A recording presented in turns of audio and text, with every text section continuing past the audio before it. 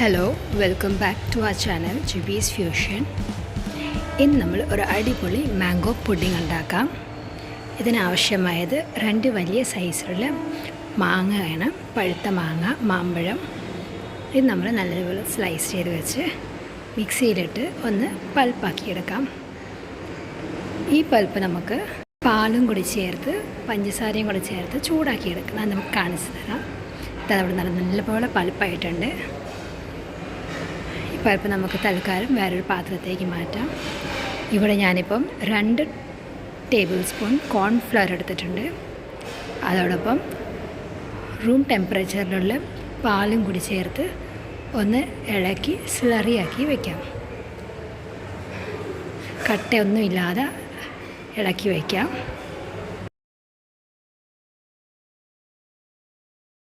നല്ല ഒരു സ്ലറിയാക്കി എടുത്തിട്ടുണ്ട്. ഇനി നമുക്ക് ഒരു പാത്രത്തിലേക്ക് ആ മാംഗോ പൾപ്പും 1 ഗ്ലാസ് പാലും കൂടെ ചേർത്ത് കൊടുത്ത് നല്ലതുപോലെ ഇളക്കി കൊടുക്കാം.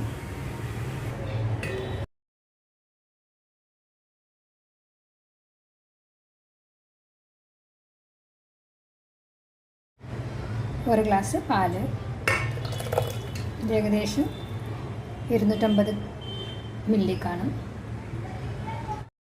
ഇനി ഇത് നല്ലതുപോലെ ഒന്ന് നമുക്ക് തിളപ്പിച്ചെടുക്കാം.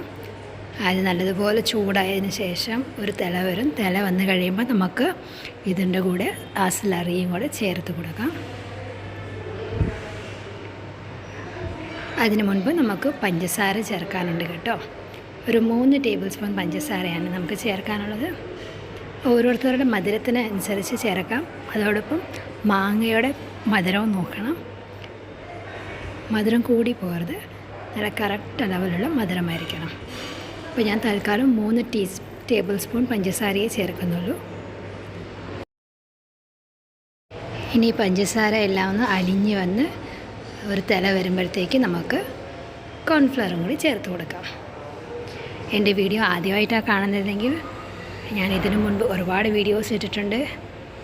കണ്ട് ഇഷ്ടപ്പെട്ടാൽ ലൈക്ക് ചെയ്യുക, സബ്സ്ക്രൈബ് ചെയ്യുക, ഷെയർ ചെയ്യുക. തിള വന്നിട്ടുണ്ട്. തീ കുറച്ച് വെച്ച് നമുക്ക് ഈ സ്ലറി അങ്ങോട്ട് ഒഴിച്ചു കൊടുക്കാം. കോൺഫ്ലവറിൻ്റെ ഈ കൂട്ട് നമുക്ക് ഒഴിച്ചു കൊടുക്കാം.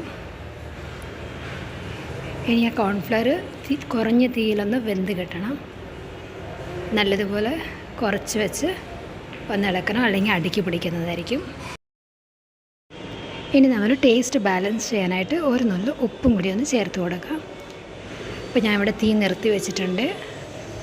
പുഡിംഗ് നമ്മുടെ ഇവിടെ റെഡി ആയിട്ടുണ്ട്. ഇതൊന്ന് തണുത്തതിന് ശേഷം ഒരു പാത്രത്തിലേക്ക് മാറ്റി തണുപ്പിക്കാൻ വയ്ക്കാം.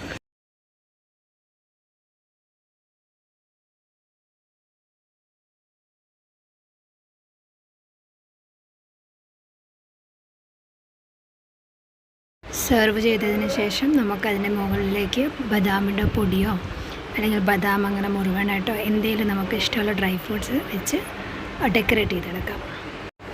ഇവിടെ ഞാൻ ബദാമിൻ്റെ പൊടിയാണ് ചേർത്തിരിക്കുന്നത്. ഇതുവരെ വീഡിയോ കണ്ടതിന് എല്ലാവർക്കും നന്ദി.